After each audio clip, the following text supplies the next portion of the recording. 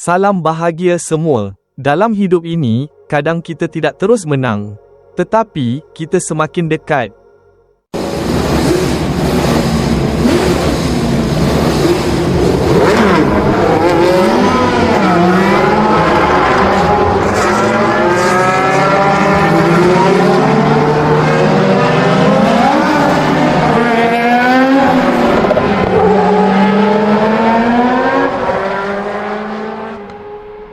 Minggu ini, dunia Formula 1 berada di Miami, lita yang panas, penuh tekanan, dan tidak memberi ruang untuk kesilapan.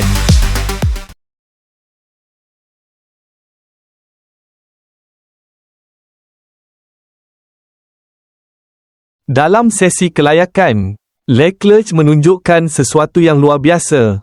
Posisi ketiga. Satu petanda, dia sudah kembali bersaing di hadapan.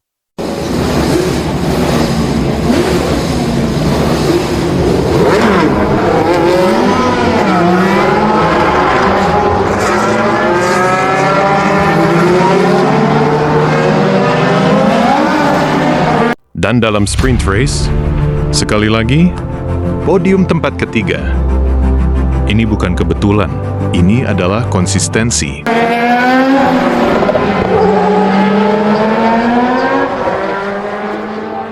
Because that also makes a big difference. Max very well.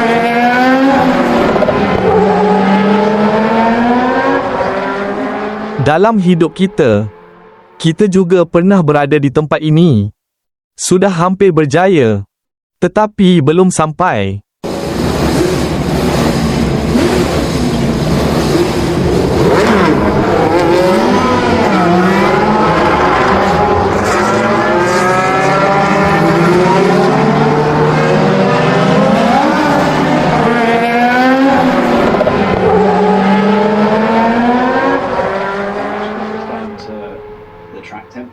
The gusty wind. Namun, perlumbaan sebenar belum bermula.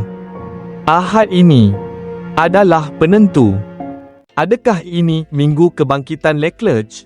Atau sekali lagi kita hanya mampu berkata, hampir kita nantikan.